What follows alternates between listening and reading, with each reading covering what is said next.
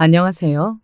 어렸을 적에는 참 좋은 추억들도 많았고 동네를 누비며 그 시절만의 정겨움을 온몸으로 느끼고 살아갔던 나날도 있었습니다. 돌아보면 눈물이 나는 그때의 기억 속에는 일을 마치시고 고된 몸을 이끌고 귀가를 하시면서 손에는 항상 과자가 들린 봉다리를 흔들면서 콧노래를 부르셨던 아버지가 꼭 계셨죠. 아주 가끔은 그 손에 과자가 아니라 통닭이 들린 적도 있었고요. 그러면 난리가 나고 마는 것이었습니다. 우와, 통닭이다. 요 녀석들아, 하늘 같은 아버지는 안 보이고 너희들 눈에는 통닭만 보이냐? 에라이 불효자식들. 그래, 통닭이나 얼른 먹으라. 아주 뜨끈뜨끈하다. 통닭이 담긴 봉투만 바라보면 군침이 돌곤 했었죠. 아버지는 장난스레 타박을 하시면서도 통닭 앞에서 즐거워하는 자식들을 흐뭇하게 바라보셨습니다. 그러면 엄마는 어느새 아버지를 위해 얼른 찌개를 데우시고 계셨고요. 가서 발이나 씻지 뭐하고 있어요. 발 씻고 얼른 밥이나 잡숴요. 시간 늦었어. 아휴, 대체 지금 시간이 몇 시야? 내가 이 시간에도 밥이나 차리고 있네. 아이고, 내 팔자야. 거참 뭐 그렇게 대단한 밥상을 준비해놨다고 그리 유세를 떠시나? 얼마나 맛이 좋은지 내가 한 숟갈 떠보면 금세 반병이 나지. 아휴, 시끄러워요. 빨리 발이나 씻으러 가셔. 얼른. 아버지를 향해 눈을 흘기시다가 기어이 그 등짝으로 손바닥을 철썩 내리치고는 하셨던 엄마. 그런 두 분을 바라보며 제가 통닭을 뜯던 그 늦어버린 저녁 시간의 소소한 행복이란 영원할 것만 같았습니다. 좁은 집에서도 아웅다웅하며 그렇게 소박하고 평범하게 살아가던 저희 네 식구의 일상이 뒤바뀐 건 언제부터였을까요?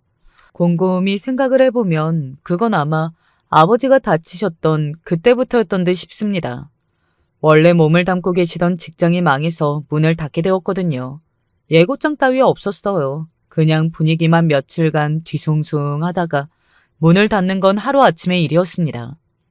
있는 놈들은 잃지 않으려고 각자 자기 몫이나 챙겨서 홀라당 야반도주를 해버리고 가뜩이나 없는 사람들만 지금 또 피해를 보고 막심한 손해만 안게 생겼구나. 통탄해 하시던 아버지는 그 울분을 고스란히 삼켜내신 채로 얼마 지나지 않아 현장 일을 전전하며 돈을 벌게 되셨었죠. 의리도 없이 그저 하루아침에 문을 닫아버렸던 전 직장으로부터 못 받은 임금이 그때 아마 3개월치가 넘었던 건가? 그랬었을 겁니다. 받아야 할 급여도 못 받으신 채로 일을 다니다가 실업자가 된 것만으로도 아버지 입장에서는 참담하였을 것인데 그 마지막 순간이 너무 좋지 못하였기 때문에 힘들어하셨어요.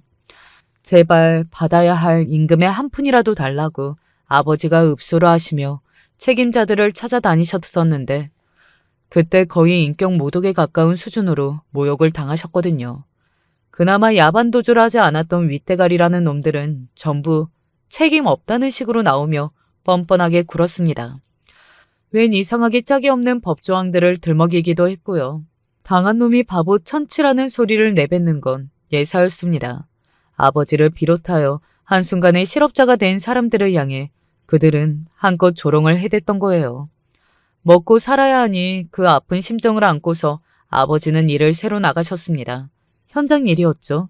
그게 비정기적이라는 면에서 고용 불안정성도 있지만 일단은 일이 고되잖아요. 몸을 계속 써야 하고요. 그러니까 아버지는 여러모로 술을 이전보다 훨씬 더 찾게 되셨습니다. 상황, 환경, 그리고 술이라는 삼박자가 갖춰지면서 아버지는 변해갔죠. 아버지의 손에 달랑 들려서 집으로 오던 소박한 과자들, 가끔 맛볼 수 있던 행복한 통닭 봉투, 그런 것들을 점점 보기 힘들어지더니 종국에는 완전히 자체를 감춰버렸습니다. 이제 귀가를 하시는 아버지의 손에 들린 것은 오로지 술, 그 술병 외의 것은 보기 어려웠으니까요. 그럴수록 저는 아버지의 거리감을 느끼게 되었고 엄마는 속상해하시며 깊은 한숨을 내쉬는 모습을 보는 횟수가 늘어만 갔죠. 엄마는 식당 일을 다니고 계셨고 매일은 아니었으나 목욕탕 청소일도 병행을 하고 계셨습니다. 아주 깜깜한 시각에 집을 나가 목욕탕을 청소하셨죠. 그럴 때면 어두운 길을 뚫고 지나가셔야 하는 엄마가 걱정이 되어서 저는 불안한 마음뿐이었습니다. 엄마, 그 목욕탕 청소하는 거 이제 그만하면 안 돼요? 그만하기는 한지 얼마나 됐다고 벌써 뭘 그만해? 너는 괜히 걱정할 필요 없어. 엄마가 다 알아서 해. 그래도 자꾸 깜깜할 때 나가고 그러시니까 무섭단 말이에요. 에이, 뭐가 무서워. 큰 길 나가는 쪽에 있는데.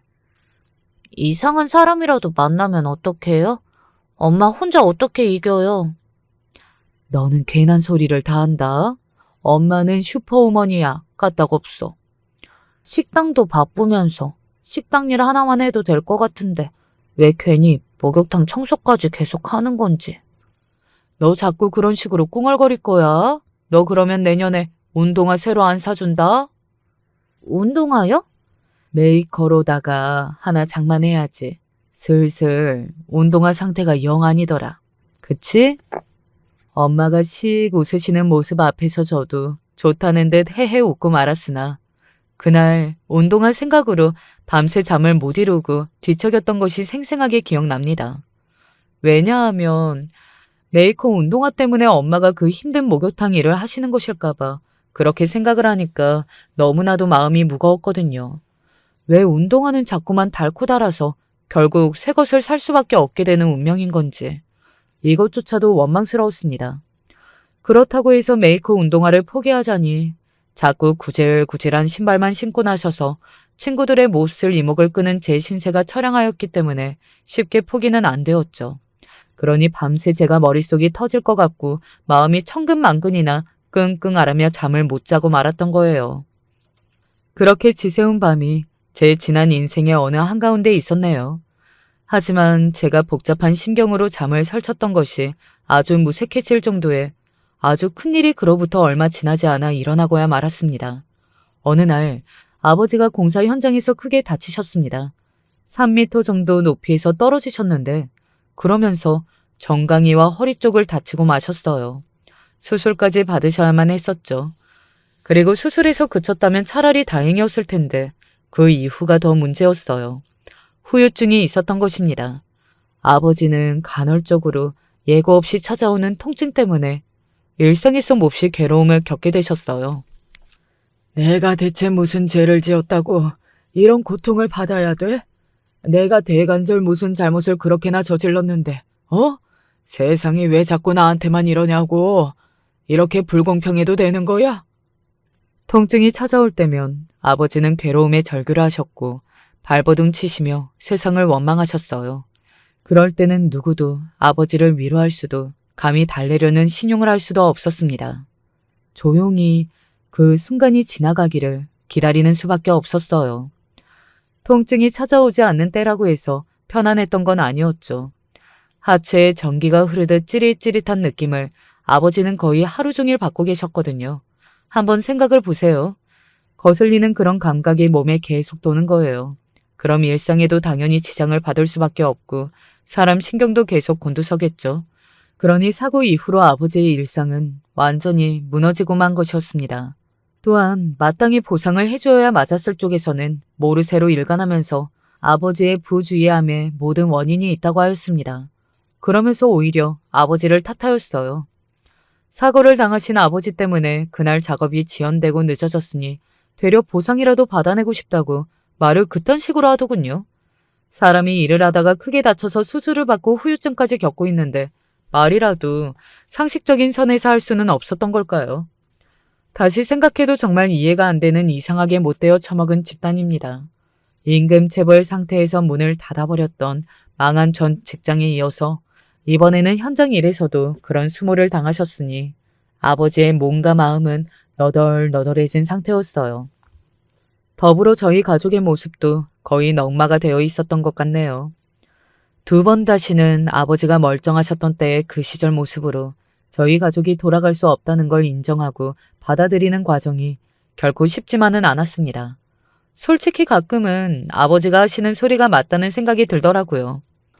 멀쩡히 잘 사는 집들도 많은데 왜 우리 집만 안 좋은 일이 생기는 거야? 우리 집은 부자도 아니고 넉넉하게 살아본 적도 그동안 한 번도 없었고 그냥 소박하게 살던 가족일 뿐이었는데 그런 우리가 대체 뭘 그렇게 잘못했다고 자꾸 안 좋은 일만 당하는 걸까? 아버지 말씀이 맞아. 세상은 불공평해. 이따위 불공평하고 부조리한 세상, 억울한 일 투성인데 열심히 살아봤자 크게 될 수 있는 것도 아닌데 무슨 의미가 있을까 싶은 그런 모난 마음이 가득한 패배주의가 저를 휘감고 있었어요.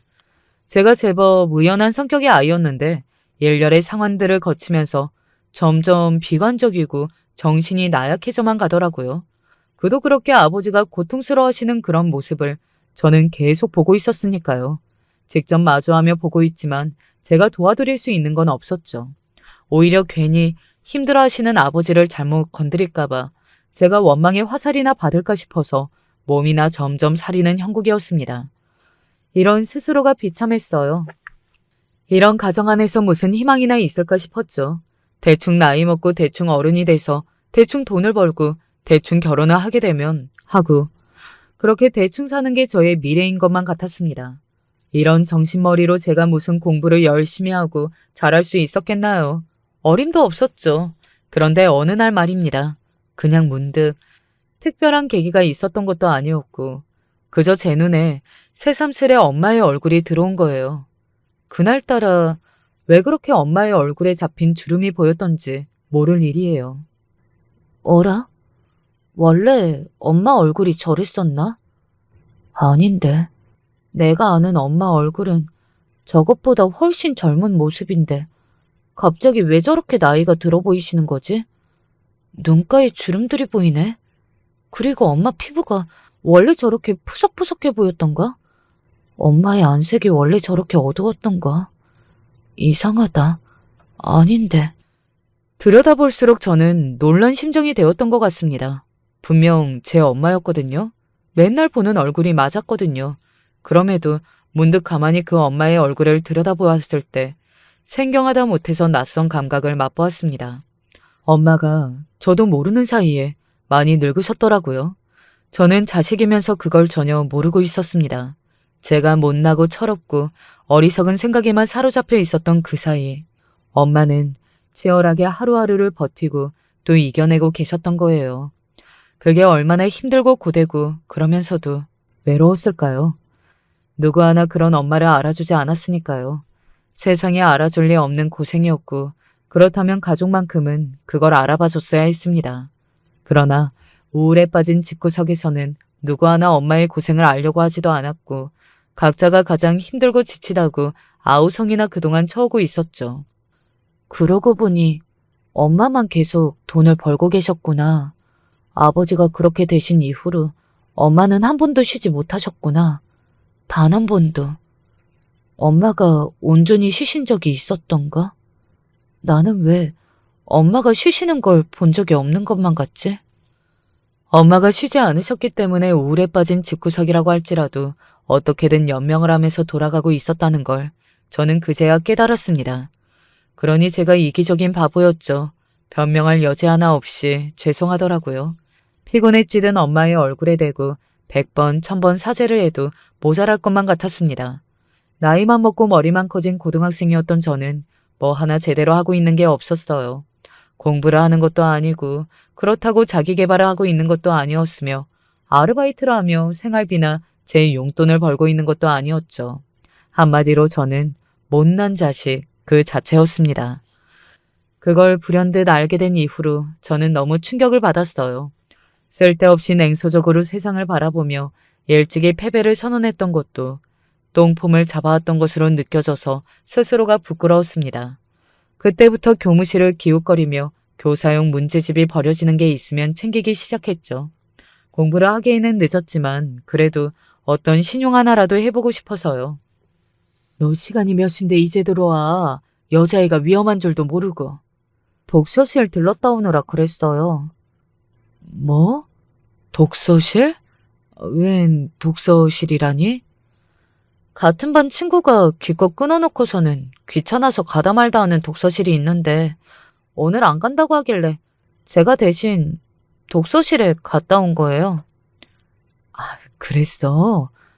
독서실에서 뭘 하다 오길래? 모기는요. 독서실에 가는데 공부를 해야죠.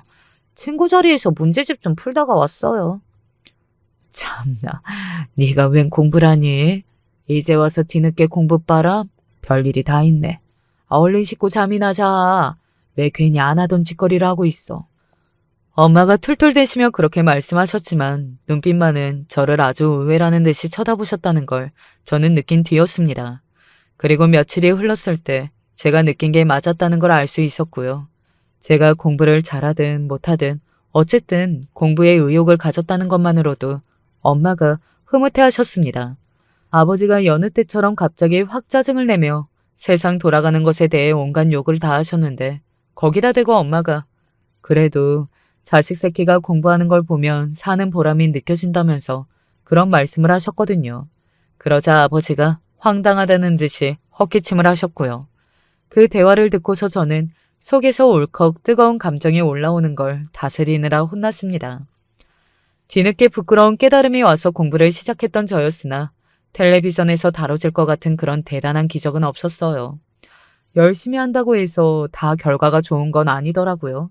제가 공부 천재도 아니었고 사교육은 근처도 못 가봤고 뒤늦게 여러 진도를 따라잡을 요건이 안 되었으니까요. 대신 뒤늦게라도 공부를 어떻게든 해보려고 결단을 내렸던 것 자체가 절대 후회하지 않았답니다. 사실 저는 공부가 아니라 아르바이트라든지 아니면 자격증이라든지 다른 걸 선택할 수도 있었는데 그럼에도 공부라는 전공법을 선택한 것이었잖아요.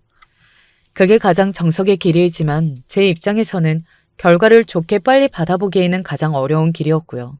제가 받아든 결과지는 전문대 입학이었죠. 들어갈 성적이 충분했던 데다가 어려운 제 가정 환경상 장학금이 나왔습니다. 그래서 입학할 때 돈이 안 들었어요. 공부를 해보려고 결단을 내리지 않았다면 맞이하지 못했을 대학 입학식 날이었답니다. 공짜로 꽤 괜찮은 전문대에 들어가다니 그때 너무 행복했어요. 무엇보다 엄마가 너무 좋아하셨고요. 그 모습을 보니 보람찼죠. 게다가 제 동생이 저를 보면서 마음을 다잡았거든요. 제 밑으로 여동생이 한 명 있어요. 3살 터울이라서 중학교, 고등학교를 같이 다녀본 적이 없었습니다. 집안 분위기도 개판난 지 오래였었기에 사춘기를 지나던 저희 자매는 친근함 따위는 저버렸고 각자 알아서 학교 생활이나 하고 서로의 심기나 건드리지 말자며 그런 무언의 규칙을 정한 채로 지냈었어요. 근데 저에 비해서 여동생이 좀 소심합니다. 아주 어렸을 때는 왈가닥이 따로 없었는데 점점 더 말수가 적어지고 내성적으로 변하더니 그렇게 되더라고요. 그런 여동생이 얼마나 심란하게 학교 생활을 했겠어요. 미래 따위는 없다는 생각을 한 건 저와 비슷했고요. 어렸기 때문인지 저보다 더 자포자기를 한 듯 했습니다. 그런 제가 의욕적으로 독서실이니 자습이니 그런 얘기를 입에 달고 살면서 공부를 한다고 그러더니 어느새인가 엄마를 챙겨드리는 듯한 모습을 보이고 그렇게 되자 여동생도 뭔가 느끼는 바가 있었던 거예요. 자기도 사실은 속으로 언제나 잘해보고 싶은 마음이 있었는데 계기가 부족했던 것 뿐이었나 봐요. 시답잖게 친구들이랑 밖이나 쏘다니면서 할 일 없이 시간이나 죽이고 그러고 지냈던 생활을 조금씩 청산하더니 혼자서 아등바등 노력을 하며 공부를 하기 시작했습니다. 그런 여동생의 모습을 저는 알고 있었죠. 다 지켜보고 있었다가 대학을 입학하면서 여동생에게 말해주었어요. 네가 우리 가족 중에서 제일 어리니까 네가 희망이야. 알았어? 너 앞으로 공부 열심히 해라. 언니가 너 공부하는 거 밀어줄 테니까. 문제집, 학원?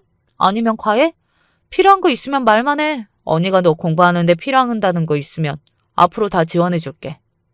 언니가 무슨 수로 나를 지원해줘? 나 이제 성인이야. 대학도 다니지만 일하면서 돈도 걱정 없이 벌 수 있는 나이야. 그러니까 너는 이 언니만 믿어라.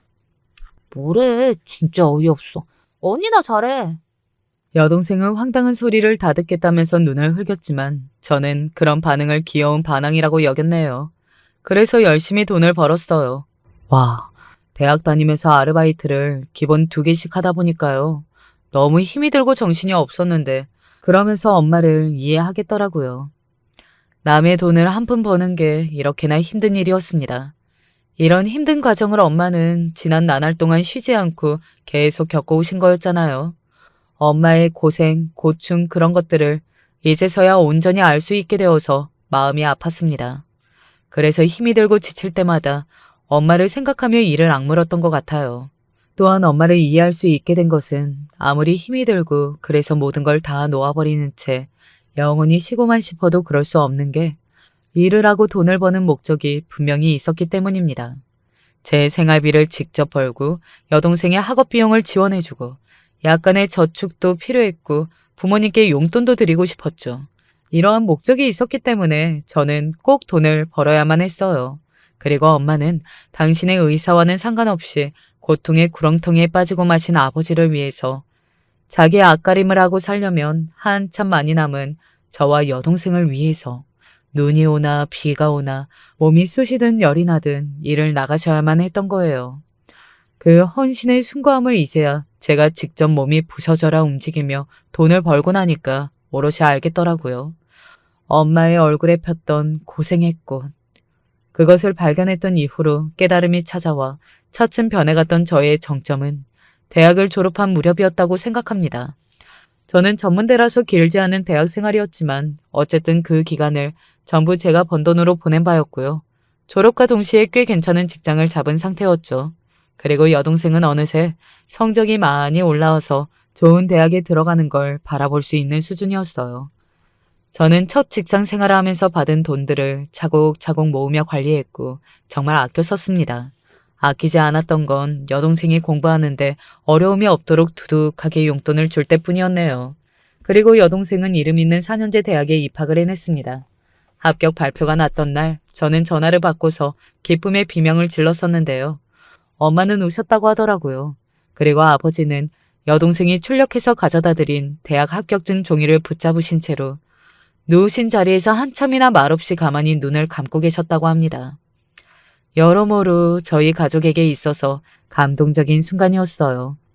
대학의 중요도가 낮아진 지금이라 할지라도 저희 집 같은 상황에서 이름 있는 4년제 대학에 들어가면 그날이 잔칫날이 될 텐데요. 하물며 대학의 중요도가 지금보다 높았던 당시였습니다. 그러니 기적 같은 감동의 파도가 밀려왔죠. 여동생을 믿고 그래서 아끼지 않고 지원해줬던 게 결국 엄청난 보답으로 돌아온 것 같아서 저는 행복했고요. 여동생은 자기가 가족들의 기대를 저버리지 않고 결국 해냈다는 것에 큰 안도감을 느끼면서 큰 산을 넘었으니 앞으로는 뭐든 다 도전하는 사람이 될 수 있을 것 같다는 소리를 했습니다. 당시에는 그걸 치기 어린 발언으로만 생각했었는데요. 괜한 게 아니었더라고요. 여동생은 대학을 졸업하자마자 들어간 직장에서 1년 동안 사회 경험을 쌓다가 아주 성공적인 이직을 해내서 모두를 깜짝 놀라게 만들었습니다. 무려 우리나라에서 내노라 하는 중견기업에 들어갔거든요. 정규직이었어요. 여동생이 중견기업으로 들어가서 첫 출근을 했던 날, 그날 저녁에 네 식구가 모였고 함께 밥을 먹었습니다. 그리고 그 자리에서 아버지가 얼마나 많이 우셨던지 모릅니다. 애비란 게 도움도 안 되고 너희들한테 맨날 배만 끼치고 없는 이만도 못한 존재라서 정말 미안하다. 내가 너희들한테 너무 미안해서 차마 할 말이 없다. 애비가 이 지경인데 어떻게 자식들이 이렇게 멀쩡하냐. 대견하다 정말로. 아버지가 흐느끼시는 모습을 보며 눈물을 참는 방법이란 없더라고요. 제가 웬만하면 눈물을 안 흘리려고 그렇게 맘먹고 사는 사람이었는데 그 순간만큼은 눈시울이 저절로 뜨거워졌습니다. 옆을 보니까 이미 여동생은 얼굴이 눈물 범벅이었어요. 그때 손으로 눈가를 훔치시던 엄마를 보며 아버지가 말씀하셨죠. 당신한테는 내가 죄인이야. 죽을 때까지 죄를 못 갚을 거야. 그러자 엄마가 세상에서 가장 서러운 모습으로 오열을 하셨습니다. 어느새 저희 네 식구 서로를 얼싸안듯이 부둥켜 안고서 울고 있었네요. 너무 힘들고 답답한 시간들을 보내왔던지라 그 서름이 각자의 안에 쌓여 있었는데 그날 그 자리에서 많이 털어버렸던 것 같아요. 그러고 나서 좀 더 단단해진 마음가짐으로 내일을 바라보게 되었다는 것이 저희 가족에게 일어난 작지만 너무 소중한 변화였습니다. 저는 제자리에서 묵묵히 열심히 일을 다녔고요. 짧은 연애도 2번 정도 했습니다. 진지하게 정말로 사랑하는 연애를 아직 해보지 못했던 그런 어느 날에 직장 상사분이 지인을 통해서 저에게 남자를 소개시켜 주었어요. 상사분이 직접적으로 아는 남자도 아니고 지인을 통해서 소개를 시켜주는 상대였으니 그 노고에 죄송해서라도 제가 그 남자를 안 만나볼 수가 없었습니다. 내가 부탁을 드린 것도 아닌데 왜 굳이 나한테 남자를 소개시켜 주신 걸까? 평소에 나를 너무 좋게 봐주신 분이라서 이런 자리를 거절할 수도 없고. 정말 난감하네. 한숨을 쉬며 소개팅 자리에 나갔던 저는 그날 남편을 만났답니다. 인연이고 운명이고 정말 얄궂이죠. 시큰둥하게 마주했던 상대가 제 남편이 되다니 가끔 돌아볼 때마다 웃음이 나는 과거입니다. 객관적인 조건면에서요. 남편이 저보다 월등했어요. 그러니 저를 좋게 봐주셨던 상사분께서 용을 쓰고 예를 쓰며 괜찮은 남자를 알아다가 저한테 지인을 걸쳐서라도 소개를 해주셨던 거예요. 정말 감사한 일입니다. 꽤 안 부리고 열심히 항상 최선을 다해 근무를 해왔던 보람도 느껴지더라고요. 남편은 고등학교 때 모친상을 당했어요. 그래서 시아버지만 계셨습니다. 시부모님 두 분이 정말 열심히 앞만 보며 달려오신 분들이었고 그래서 주변 사람들의 동경을 샀고 귀감이 되었던 그런 부부이셨다고 하던데 이제 빚 보고 편하게 누릴 때가 되니까 그렇게 안타깝게 떠났다면서 시어머니께서 돌아가셨을 때 온 집안이고 주변 사람들이고 다 눈물바다였다고 해요. 시어머니께선 암으로 돌아가셨는데 발견이 너무 늦었기에 손쓸 도리가 없었다고 합니다. 남편도 공부 잘하는 착한 막내 아들이었고 그 위 자식들도 다 너무 잘 컸으니 그런 면에서는 시어머니께서 떠나실 때 아마 여한이 없으셨을 듯 싶네요. 남편이 형만 둘이에요. 첫째 아주버님은 증권사에서 근무하시는 분이었습니다. 멋지게 증권맨이라고 불리는 그런 분이셨고요. 둘째 아주버님은 무역 일을 하시는 분이었어요. 두 분끼리는 2살 차이밖에 안 나는데 남편만 혼자 나이 터울이 좀 있어서 어렸을 때 막둥이라고 귀여운 별명으로 집안에서 불렸다고 합니다. 그런 막내가 장성을 하여 결혼을 하였으니 당연히 그 형제들은 이미 가정을 이룬 뒤였겠죠. 네, 아주버님 두 분 다 이미 결혼을 하신 지 오래였는데요. 공통점이 있었습니다. 사회적으로 성공하고 꽤 잘 나가는 공통점을 지닌 아주버님들답게 두 분 다 집안이 꽤 유복한 형님들을 만나셨다는 점이에요. 형님들은 뚜렷한 직업들이 없었습니다. 두 분 다 자기 남편이 벌어오는 돈으로 살림하고 내조하고 그러고 사는 아내의 역할들을 하고 계셨죠. 그게 다 각자의 친정이 유복한 편이니 가능한 듯 싶었고요. 두 분 모두 강남에 살았어요. 제가 듣기로는 형님들이 유독 강남을 고집해서 아주버님들이 결혼하실 때 그 의견에 휩쓸려 가셨던 걸로 알고 있었습니다. 참고로 시댁은 원래 서울 강동구에 오래 살던 집안이었고요. 시어머니께서 암이라는 걸 알게 된 이후로 경기도 광주로 거주지로 옮겼던 바 있습니다. 그리고 시어머니께서 돌아가신 이후 시아버지께서 홀로 경기도 광주에서 살아오셨고요. 고즈넉한 동네의 널찍한 빌라가 시댁이었네요. 저희 부부의 신혼집은 그곳과 멀지 않는 경기도 하남에 위치해 있었습니다. 여러 가지 동선을 고려했을 때 그리고 비용적인 측면에서도 그곳이 괜찮더라고요. 그러자 형님들이 비웃음을 보냈었죠. 어머, 미쳤나 봐. 정말? 신혼집이 경기도? 아예 시작부터 경기도에서 해버리네. 와, 담력도 좋다. 첫째 형님이 과장스레 그런 말씀을 하셨었고요. 저거 완전히 실수하는 건데 전형적인 돈 못 벌고 돈 못 모으는 사람들이 저지르는 실수 중 하나라고 볼 수 있는 건데 많이 안타깝네. 본인들이 선택이니까 이제 와서 뜯어 말릴 수도 없고. 참 안 됐다. 둘째 형님은 혼잣말 하듯이 중얼거리면서 자꾸 피식 웃으셨습니다. 저는 그 앞에서 꿰다 놓은 보리자루처럼 있었죠. 응당 며느리들끼리 한데 섞여서 어울리게 되어 있었는데 저는 왠지 처음부터 계속 제가 이방인처럼 느껴졌어요. 형님들이 원래 친분은 오래 쌓아 오셨고 두 분만이 지나온 시간들이 있다는 것도 그러했지만 무엇보다 두 분이 사고방식이 동일해서 잘 통하더라고요. 그런데 저는 아니었어요.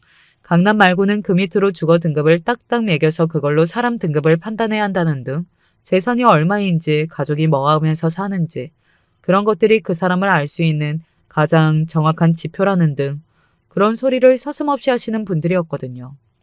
그런데 저는 그런 대화들이 체질에 안 맞았습니다. 제가 워낙 두 분에 비해 조건이 못나서 그랬던 것일지도 모르겠지만요. 서울하고 엄청 가깝고 집도 서울에 비해서 같은 컨디션 대비 저렴하고 교통편도 좋고 출퇴근 동선도 괜찮아서요. 여러모로 고민을 많이 해봤는데 결국 답은 지금 고른 그곳이더라고요. 제가 머쓱해서 말을 뱉었을 때 형님들은 마치 짝이라도 한 것처럼 동시에 푸흡 웃음소리를 내며 어깨를 들썩이셨습니다. 저기 우리 막내 동서 가만히 잘 생각을 해봐. 동서가 내렸다는 그 답이 혹시 오답은 아닐까? 오답이래. 나 웃겨서 미쳐. 역시 올 형님 말하는 센스 대박. 두 분이 북을 치고 장구를 치면서 재미있어 하시더라고요. 저는 그냥 아하하하 어색하게 웃으면서 그 순간이 지나가기를 기다렸네요. 형님들이 딱히 뭐 일을 다니시는 분들도 아니니까 시댁의 이모저모에 아무래도 바쁘게 일 다니시는 아주버님들보다 관여하실 여유가 있을 것 같아서 그래서 관심을 가지시는 것뿐이라고 저는 그렇게 스스로를 다독였습니다. 시어머니께서 안 계신 시댁 집안에서 설마 하니 형님들이 시어머니 노릇이라도 하면서 저를 괴롭힌다든지 하는 상상만 해도 소름이 돋기 때문에 웬만하면 그런 쪽으로는 생각을 안 해보려고 애를 썼었네요. 저와 성향, 성격, 그리고 가장 중요한 배경 자체가 달라도 너무 다른 두 형님들이 제가 당신들의 손아래 동서로 들어오는 것을 쌍수 들고 환영하셨을까요? 아니요. 절대 그렇지 않았었죠. 제가 남편하고 결혼하겠다고 했었을 때 당연히 친정에서는 다들 기뻐하며 축하해 주었고 거의 잔치 분위기였습니다. 하지만 시댁에서는 반대의 목소리부터 나왔던 게 사실이에요. 너무 한쪽이 기우는 결혼이 아니냐며 제가 많이 부족한 조건을 지니고 있다는 부분에서 아쉬운 목소리가 나왔거든요. 경제적으로 꽤 괜찮은 집안의 여자들과 결혼을 하신 아주버님께서는 남편을 향해 너무 이것저것 안 따지고 결혼하려는 거 아니냐는 한마디 정도를 남기셨고요. 시아버지께서는 아직 홀로 장가를 안 들고 있었던 막둥이 자식이 자기 형들 때보다 너무 조건이 못난 여자와 결혼하겠다고 하니까 머리 아프게 고심을 하고 계셨었죠. 그런 시아버지께 달려가서 이 결혼 반대를 외쳤다는 사람들이 바로 형님들이셨고요. 아버님, 아무리 그래도 이건 아닌 것 같아요. 사람을 볼 때 그 집안이 어떤지 보면 정확하다고 하잖아요. 그런데 어떻게 고작 그런 집안의 사람을 며느리로 맞을 수가 있겠어요? 맞아요, 아버님. 저희 같은 며느리만 봐오셨기 때문에 더더욱 아버님이 적응하기 힘드실 거예요. 너무 그렇게 없이 사는 집안하고는 아예 엮이지 않는 게 상책이에요. 제가 별 볼 일 없는 집안의 사람이라는 거, 그걸 가장 큰 이유로 들어서 반대의 목소리를 내셨다는 후문을 제가 나중에 접한 바 있었습니다. 형님들 입장에서는 의견을 내실 수도 있었겠죠. 하지만 과한 참견이었다는 생각은 들더라고요. 그래서 제가 혹시 형님들이 괜히 시어머니 노릇이라도 하시며 저를 괴롭힐까봐 그 걱정을 결혼 후에 했던 것이랍니다. 아무튼 그런 방해 공작에도 저는 남편과 무사히 결혼을 할 수 있었는데요. 남편이 시아버지를 설득시킨 요소가 아주 묘합니다. 우선 제 여동생이 이름을 대며 알만한 기업에 다니고 있는 인물이었다는 것이었죠. 그것만큼 가장 정확한 지표가 또 어디에 있겠습니까? 그것을 아시고서 시아버지께서 고개를 끄덕끄덕 하셨다고 합니다.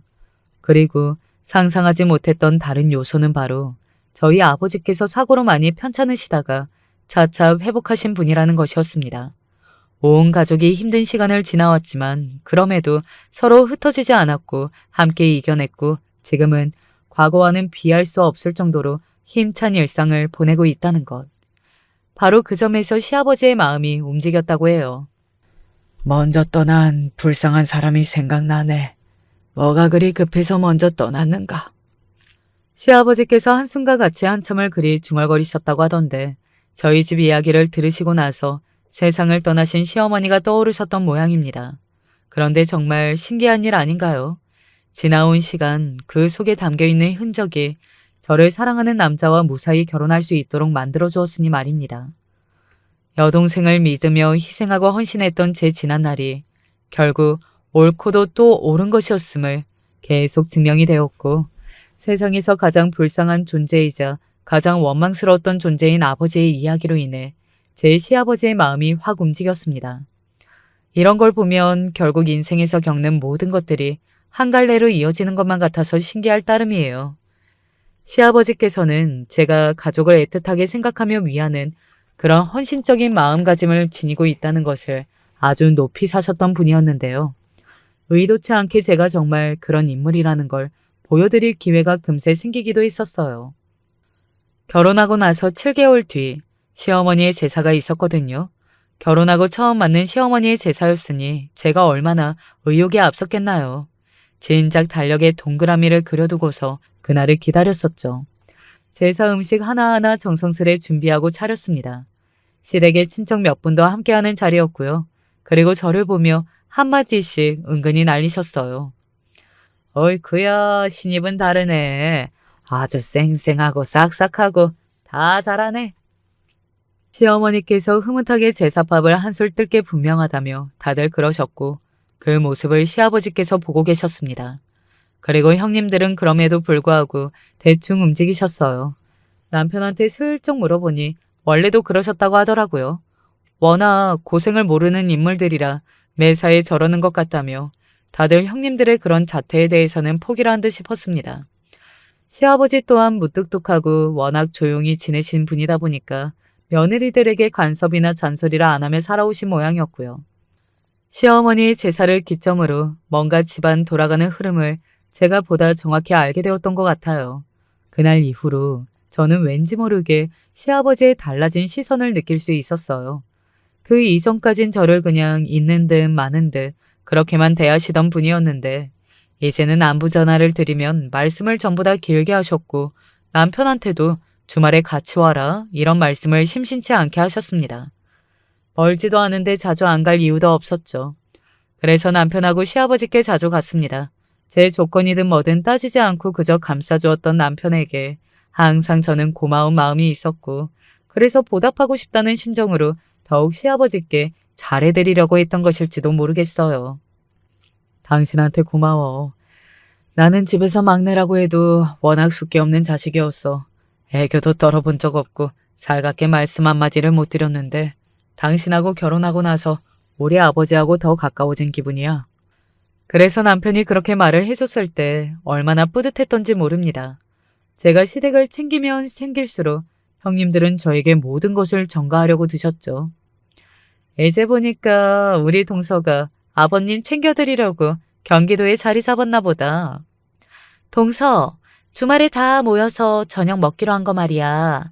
나가서 먹으면 괜히 이동하는데 번잡하니까 그냥 집에서 먹는 게 어때? 동서가 준비를 좀 잘해봐. 재료비는 우리가 줄 테니까. 그럼 됐지. 이렇고 저렇고를 다 떠나서 그냥 되게 치사하고 얄밉더라고요. 제가 뭘 해놓든 형님들은 그저 오셔서 숟가락만 얹으면 끝이었습니다. 그럼에도 참견은 왜 그렇게 하시던지 시댁 베란다 화분을 제가 죽였다는 둥, 식기 정리를 이상하게 하고 있다는 둥, 냉장고 청소가 어쨌다는 둥 지적과 잔소리가 끊이지 않았네요. 그러면서 꼭 말씀을 마치실 때 당연히 동서가 할 일이다 라고 하셨고요. 제가 집을 가진 것도 없으면서 감히 당신들이 며느리로 있는 집안에 들어와 똑같이 며느리 노릇을 하고 있으니 헌신과 봉사라도 불쳐줘야 해야 한다는 논리였습니다. 아유, 복장 터질 것 같았으나 시간이 답이겠지 싶어서 참았네요. 제가 결혼 잘했다고 여기시며 제 결혼 이후로 점차 안색이 밝아지고 계신 친정 부모님. 그리고 여동생을 생각해서라도 제가 매사에 의연해야 할 것만 같았습니다. 그런데 어느 날 시아버지께서 건강검진을 예약해달라고 하셨어요. 그 전화를 자식들에게 똑같이 다 돌리셨고요. 남편이 막둥이였으니 시아버지 연세가 꽤 되었거든요. 그럼에도 정정하셨기에 다들 건강검진 이야기가 나온 것에 화들짝 놀랐습니다. 형님들이 강남에 위치한 건강검진센터를 예약하셨고요. 모시고 다녀온 건 하루 휴가를 낸 저였네요. 형님들은 좋은 곳에 예약, 결제 다 당신들이 하셨다며 생색내신 역할이었고요. 아무튼 시간이 흘러 결과지가 우편으로 날아왔는데 시아버지께서 혼자만 보시고 자식들에게 안 보여주셨습니다. 궁금해하는 자식 내외들에게 이런 말씀만 남기셨고요. 내가 앞으로는 대비를 좀 해야 할 것 같다. 건강이라는 게 지키기 어려워. 참 무서워. 그러자 형님들은 공포영화로도 본 것 같은 표정들이 되었어요. 아주버님들은 그저 머쓱하게 무슨 큰 문제가 생기기 전에 병원 잘 다니시라면서 비용 걱정 마시라며 그런 소리나 좀 하셨고요. 그런데 형님들은 집 밖에서 나누시는 대화를 제가 들었습니다. 웬일이야? 혹시 모시고 살라고 할까 봐서 나 아까 잔뜩 겁먹었잖아. 저도요, 형님. 아버님 돌아가실 때까지 혼자 꼿꼿하게 사시다가 가실 분 같았는데 갑자기 저러시니까 겁이 나네요. 몸까지 떨면서 진저리를 치시더군요. 저렇게 지레 겁을 먹으실 일인가 싶어서 저는 어리둥절하기만 했었네요. 그랬다가 잠시 그날 일을 잊고 살았는데 몇 주 뒤에 어느 날 시아버지께서 마실을 나가셨다가 넘어지셨고 의식까지 잃으셨던 겁니다. 제가 혼비백산해서 병원으로 달려갔었네요. 다행히 시아버지께선 큰 탈 없이 퇴원을 하셨으나 문제는 그 다음이었어요. 허리와 다리가 너무 아프고 머리가 어지러워서 도저히 이제 못 일어나겠다고 하시며 들어 누우신 겁니다. 그러면서 자식 내외들을 모두 불러 모으셨고요. 내 몸이라 내가 안다. 나는 여기까지인 것 같구나. 이제는 내가 내 힘으로 내 발로 여기저기 다니며 살던 시절은 끝난 것 같구나. 이제 너희들을 도움을 받으며 연명을 해야겠다. 힘없는 목소리에 눈물이 날 것만 같았습니다. 후유증이라는 거 저는 친정 아버지를 통해서 너무 잘 알고 있었으니까요. 가슴이 아프더라고요. 반면 형님들은 경악한 표정을 이제 숨길 신용조차 안 하고 계셨죠. 아주버님들은 난감한 기색들이었고요. 멀쩡한 자식들 며느리들이 있는데 내가 굳이 병원이고 요양시설이고 갈 이유가 어디에 있겠냐? 안 그러냐? 물음이 끝나자 시아버지의 방에는 침묵이 감돌았습니다. 서로 급한 시선 교환만이 오고 갔었죠. 자식 새끼들 먹여 살리겠다고, 잘 좀 해보겠다고 내가 옛날에 얼마나 개고생을 많이 했었는지 너희들이 잘 알겠지. 반이라도 보답을 할 것 같으면 앞다투어 나를 모셔가겠다고. 너희들이 필히 그래야 할 거다. 특히 큰놈 둘째놈. 너희는 돈이 없냐 뭐가 없냐. 너희 처들은 하는 일도 없이 집에만 있지. 그러니 너희 둘이서 상의를 맞춰서 어느 쪽에서 나를 데리고 살지 정해야 맞겠구나. 시아버지께서 힘을 짜내 그렇게 말씀을 마치셨을 때 형님들은 얼굴이 빨개진 상태였어요. 아주버님들은 알겠다고 대답을 하셨고요. 앞으로 어찌 되려나 싶어서 심란했고 남편도 정말 심경이 복잡한 얼굴이었습니다. 두 집이 어떻게 상의를 마칠지 그걸 기다리는 사흘 동안 제가 시아버지를 계속 챙겨드렸고요. 저는 내심 첫째 아주버님 형님네가 시아버지를 모셔갈 거라고 생각을 하고 있었습니다. 남편도 그리 예상을 했는데 결과는 황당하게 나왔어요. 첫째도 둘째도 못 모신다고 한 것입니다. 돈 있고 집에 항상 사람도 있는 집들인데 도대체 뭐가 문제냐고요. 바로 그래서 문제였어요. 고고하신 강남 여자 형님들이 죽어도 시아버지를 못 모시겠다며 그럴 바엔 이혼하겠다고 나오셨던 겁니다. 게다가 형님들의 친정에서도 난리였다고 하네요. 거기 못 사는 막내 며느리한테 모시라고 하면 되지. 왜 귀한 우리 딸한테 그런 험한 일을 시키려고 해? 아주 웃기는 집구석이야. 그런 난리가 나자 아주버님들은 두 분 다 꼬리를 마셨던 겁니다. 생각을 해보니 막내가 모시는 그림이 딱 맞겠다고 하면서 그런 비겁한 말씀을 남기셨고요. 그런 결과에 남편은 충격을 받았고 저는 너무 화가 나서 그냥 제가 모시겠다는 말부터 입 밖으로 나갔습니다. 아버님, 앞으로 제가 잘 모실 테니까 너무 걱정 마세요. 일을 그만두는 한이 있더라도 제가 아버님 지내시는데 불편함 없도록 그렇게 해드릴게요. 그러자 시아버지께서 기운 없이 저를 쳐다보셨습니다. 남편은 저에게 미안하고 고맙다며 눈물을 참고 있었고요. 제 친정에서 혹시 이런 상황을 싫어하진 않을까? 시아버지께선 그런 걱정을 하시는 눈치였어요. 형님들의 경우가 그랬으니까요. 그래서 제가 딱 못 박았습니다. 저희 친정에서도 다 알고 계세요. 제가 아버님 모시겠다고 하니까 친정 부모님이 잘 생각했다고 그러셨어요. 사람이라면 응당 그래야 하는 게 맞다고 하시더라고요. 제 친정 동생도 다 알고 있고요. 그러니까 아무 염려 마세요. 그건 사실이었습니다. 시아버지께서 쓰러지신 이후로 상황이 어찌 되려나 친정에서 많이 걱정하고 궁금했거든요. 그런데 강남 여자 형님들이 난리를 치는 바람에 그쪽에선 절대 못 모신다고 했으면 제가 모셔야 할 판국이라고 하니까 친정 부모님이 그게 맞다고 단박에 말씀해 주셨어요. 당신들이 제 시아버지의 말벗이며 뭐든 해드리며 저를 도울 수 있으니까 일단은 모시겠다고 하라면서 목소리를 그렇게 내주셨던 분들이 제 부모님이십니다. 그리고 여기까지 다 듣고 나셨을 때 놀라운 일이 벌어졌어요. 시아버지께서 누워 계셨던 자리에서 벌떡 일어나신 겁니다. 아이고, 아유, 삭신이야. 누가 올 때마다 얼른 산송장처럼 누워있느라 내가 한참을 고생했다. 아버님, 이게 어떻게 된 거예요? 분명 허리 때문에 혼자 못 일어나시고 이동도 기어서 다니셨잖아요. 제가 놀라서 여쭈었고 시아버지의 미소를 보자마자 그 답은 들은 것이나 마찬가지가 되었습니다. 일부러 그러셨던 거예요. 건강검진에서 별다른 이상은 없었지만 그때 시아버지께선 많은 생각을 하게 되셨고 당신이 언제 어느 때 갑자기 건강이 나빠져 세상을 뜰 수 있는 나이가 되었다는 걸 새삼 깨달으신 후 자식들과 며느리들의 진심을 보고 싶어 하셨던 것입니다. 저는 어안이 벙벙해서 계속 헛웃음을 지었고 남편은 천만다행이라며 눈가를 닦았습니다. 그리고 시아버지께서는 놀라게 해서 미안하다고 하시며 대신 선물을 주겠다고 하셨어요. 막둥아, 너 네 엄마가 죽기 전에 우리가 여기로 이사 왔던 거 그때 기억나냐? 네, 아버지가 집 사서 이사 왔었잖아요. 엄마 돌아가시기 전에 공기 좋고 풍경 좋은 집에서 사시는 그 꿈 하루라도 이뤄드리겠다고 아버지가 그러셨었죠. 내가 아무한테도 말을 안 했는데 그때 사실 집뿐만 아니라 땅도 샀었다. 시부모님은 앞만 보며 달려오셨던 만큼 당시의 재산을 많이 불리신 상태였죠.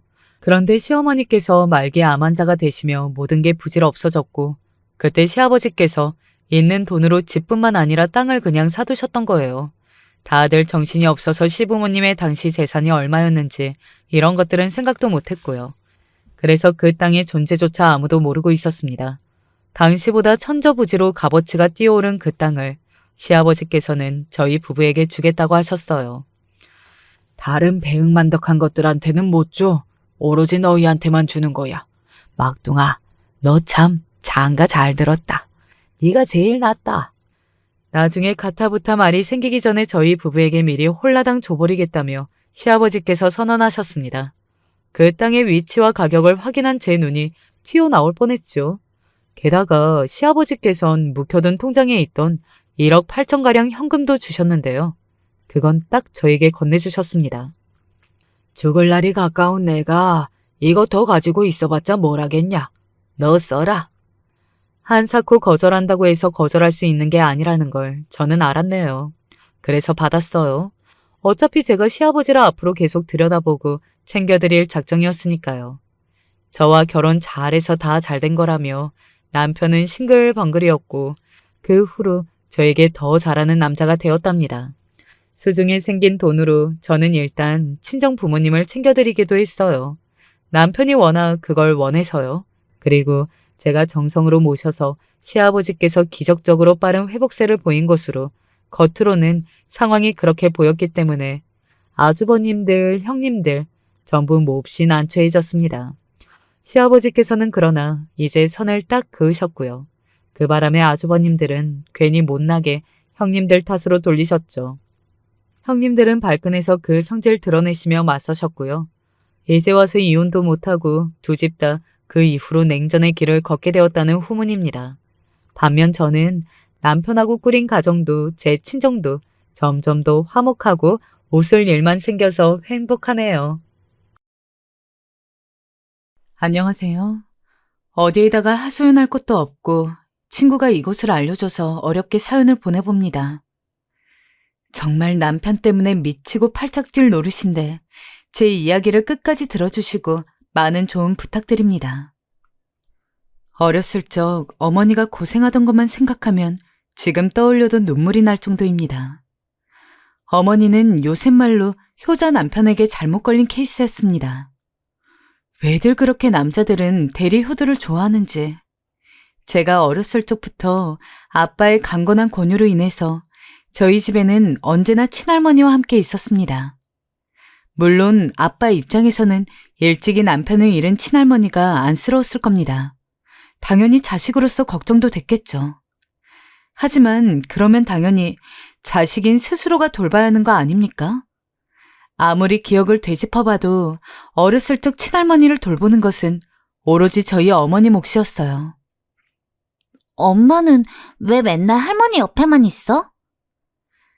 아무것도 모르는 어릴 때의 제가 어머니한테 그렇게 물으면 어머니는 늘 할머니는 몸도 마음도 외로운 분이야. 그러니까 엄마가 돌봐드리는 거고. 라고 이야기했습니다. 그렇게 어머니가 할머니를 돌보느라 힘들 때 아빠는 맨날 일이 바쁘니 뭐니 핑계를 대면서 집에 오면 할머니에게 오늘 잘 계셨냐는 말만 몇 마디 던지고는 바로 골아떨어지거나 아니면 본인이 좋아하는 축구 경기를 보기 바빴습니다. 그게 문제가 된다는 것을 인지했던 건 제가 중학생이 되었을 때입니다. 친할머니는 아주 나쁘신 분은 아니었지만 그렇다고 해서 어머니에게 살가운 분도 아니었습니다. 예, 밥 안 되었니? 어서 밥 좀 차려라. 네, 어머님, 잠시만요. 얼른 가져오래도. 넌 왜 이리 둔한 거냐? 시애미가 이때쯤이면 밥 먹는다는 거 몰라? 미리미리 준비를 해놨어야지. 시애미 모시는 게 어찌 예전 같지가 않구나. 젊을 적부터 몸이 약했다던 할머니는 나이가 들고서는 움직이는 게 불편할 정도로 힘든 상황이었고 그러다 보니까 자연스럽게 어머니를 여기저기 부려먹고는 했습니다. 하지만 문제는 주말에 어머니와 아빠가 함께 있을 때도 언제나 아들인 아빠한테는 아무 말도 안 하면서 어머니만을 불렀다는 겁니다. 할머니 자식은 아빠잖아요. 아빠 좀 시켜요. 왜 맨날 할머니 밥 차리고 집안 청소하고 그런 건 다 엄마가 해야 돼요? 뭐라고? 아니, 이 기집애가 지금 할매한테 뭐라는 거야? 너 안 되겠다. 일로 와봐. 혼 좀 나야 정신 차리겠구나. 어디 계집애가 할 말 못할 말도 못 가리고. 어렸을 적 제가 보기에도 너무 어이가 없어서 대놓고 친할머니에게 뭐라고 한 적도 있었습니다. 그리고 당연히 그날 집안이 뒤집어졌죠. 어머니도 할머니한테 그게 무슨 말버릇이냐며 저를 혼냈고 아빠와 할머니 역시 어린 게 발랑 까졌다느니 기집애가 못하는 말이 없다느니 하면서 저를 뭐라고 하기 바빴습니다. 물론 지금 저희 세대 역시 며느리로서 시부모를 모시는 게 어느 정도는 당연시되고는 했습니다. 요즘 젊은 친구들이야 그런 일 안 하겠지만요. 하지만 저는 그때부터 이미 왜 며느리가 꼭 시부모를 모셔야 하는지에 대한 의문을 가지고 있었습니다. 모시는 건 좋지만 그러면 당연히 자식과 며느리가 같이 모셔야 하는 건데 말이죠. 엄마도 엄마 인생 좀 살아요. 언제까지 친할머니 돌보려고 그래? 솔직히 친할머니가 그렇게 아프신데 아빠가 손 놓고 있다는 것도 난 이해가 안 되고. 그런 말 하지 마라. 너희 아빠가 바쁘고 힘드니까 그렇지. 엄마는 괜찮아. 난 엄마도 미련하고 할머니도 싫고 아무튼 다 믿고 싫어. 시간이 갈수록 할머니 몸은 더 약해져 갔습니다. 그럴수록 어머니 역시 더욱 힘들어져 갔죠. 매일매일 안색이 파리해지는 어머니가 걱정이 되어서 제가 일부러 쓴소리한 적도 있었습니다. 하지만 아무리 이야기를 해도 어머니는 그저 괜찮다며 자기가 할 수 있다며 그런 저를 말렸죠. 아무리 엄마가 괜찮다고 하지만 저로서는 이해가 가지 않았습니다. 만약에 어머니가 할머니 돌보는데 시간을 뺏기지 않았다면 쉬는 것도 훨씬 많이 쉴 수 있었을 테고 조금 더 여유 있게 사는 게 가능했을 텐데 차라리 어머니가 집에서 집안일만 하는 전업주부고 돈을 아빠만 벌어오면 또 몰랐을 겁니다. 하지만 당시 대부분의 월급을 아빠가 벌어오는 것은 맞았지만 어머니 역시 주방일 등을 하며 자그맣게나마 생활비를 벌고 있는 상황이었습니다. 은미야, 여기 와서 엄마 어깨 좀 주물러 줄래? 아이고, 어깨가 왜 이리 쑤시지? 엄마, 많이 아파? 어머니는 시어머니 돌보랴, 일하느랴, 몸이 10개호도 모자랄 정도로 힘든 삶을 사셨고 그래서 어린 전 엄마가 아플 때마다 아픈 곳을 꾹꾹 주물러드리곤 했어요. 물론 조금 크고 나서부터는 제가 옆에서 어머니를 도와드리고는 했지만 여전히 왜 친할머니를 아빠가 돌보지 않는가에 대한 의문은 가시지 않았습니다. 중학교를 지나고 고등학교를 지나고 제가 대학교 2학년이 됐을 때 드디어 어머니의 고생은 막을 내립니다. 할머니가 돌아가셨기 때문이었습니다. 저한테는 나쁘지 않은 분이었기는 해도 워낙 어머니 고생시킨 걸 봐왔던지라 생각했던 것보다 많이 슬프진 않았습니다. 어머니 역시 슬퍼 보였지만 후련해 보이는 감이 더 컸습니다. 단언컨대 그럴만합니다. 할머니가 돌아가시기 전 약 2년 동안 어머니는 아마 그간 고생해온 것보다 훨씬 더 힘들었을 테니까요. 그때쯤 되니 할머니가 병이 생겨서 어머니는 할머니 똥오줌까지 다 받아줘야 했고 거의 무슨 전문 간병인이나 할 것 같은 병수발을 들어야 했습니다. 그런 과정을 보고 자라서인지 저는 아빠를 그리 좋아하지 않았습니다. 아무리 봐도 아빠가 옆에서 할머니 병수발을 도와줬다면 어머니가 훨씬 더 편한 마음으로 힘들지 않게 할머니를 도와드릴 수 있었을 것 같았거든요. 할머니 돌아가시고 3일간 장례식을 한 뒤 집에 오는데 분명히 하늘나라에 간 건 할머니건을 어머니가 더 당장 죽을 것 같은 얼굴을 하고 있었습니다. 분명히 젊고 예뻤던 어머니가 결혼을 하고 나서 할머니 돌보느라 자기 인생 없이 힘들게 살았던 시간들이 마치 제가 그렇게 지낸 것처럼 마음이 아프더라고요. 그리고 그 모습을 보면서 다짐을 했습니다. 내가 나중에 결혼을 하면 절대 효자 남편을 안 만날 거라고. 혹시나 효자 남편을 만난다고 하더라도 내가 나서서 시부모 모시고 살지는 않을 거라고요. 사실 부모님 모습을 봐오다 보니까 결혼이란 것을 꼭 해야 한다고 생각하진 않았습니다. 물론 부모님이야 빨리 결혼을 해라, 얼른 결혼해서 아이 낳고 해야지 안정된 가정을 이룰 수 있다며 제가 얼른 결혼하기를 바라셨지만 마땅한 사람이 없기도 했고 무엇보다도 아무나랑 결혼할 순 없는 거니까 제 나름대로도 좋은 사람이 있어야 결혼을 하든 말든 고려라도 해볼 텐데 남자친구를 사귀어도 그렇게 오래 간 적이 없었습니다. 또 헤어졌어? 아니, 너는 어떻게 남자친구를 사귈 때마다 이렇게 금방 헤어지니? 걔가 이번엔 결혼하자고 하는 거야. 만난 지 1년도 안 됐는데 무슨 결혼? 아니, 싫다고 했더니 바로 헤어지자고 하더라. 아니, 너 나이면 이제 결혼 생각 할 만하지? 아니, 정말 안 할 거야, 결혼? 네, 남자친구와 이별이 빠른 이유는 간단했습니다. 남자들이 죄다 저를 사귄 지 얼마 되지도 않아서 은근슬쩍 결혼 이야기를 꺼내며 이제 우리 결혼하자. 부모님 먼저 뵈러 갈까? 라며 혼자 북치고 장구치고 하는데 어떻게 그런 사람이랑 오래 만나겠어요. 애초에 결혼 생각도 크게 없었기에 떡줄 사람은 생각지도 않는 발언이기는 했지만 아무리 그 남자와 결혼하지 않을 거라고 하더라도 애초에 결혼을 쉽게 생각하는 그런 마음을 가지고 있는 사람과 길게 인연을 이어가고 싶지가 않았습니다. 나중에 어머니 역시 제게 조심스레 물어봤지만 이 모든 이야기를 어머니에게 자세히 할 수는 없었기에 그냥 성격이 안 맞아서 취향이 나랑 달라서라며 핑계를 댔죠. 그러다 만나게 된 것이 지금의 남편이었습니다. 남편은 제가 사귄 남자들 중에서 처음으로 섣불리 결혼 이야기를 꺼내지도 않았으며 부모님에 대한 효심을 깊게 드러내는 말도 한 적이 없었습니다. 이 사람을 만나면선 결혼을 하게 된다면 이런 남자랑 하면 좋겠다라는 생각이 자연스럽게 들더라고요. 누구랑 사귀기만 하면 얼마 안 가서 금방 헤어지던 제가 오랜만에 1년 이상 만나는 남자가 생기자 어머니는 내심 이제 우리 딸이 결혼하려나? 하며 저의 결혼 소식을 기다렸습니다. 은미야, 그 남자 엄마한테 데려와봐. 엄마가 봐줄게. 응? 이번 주말 어떠니?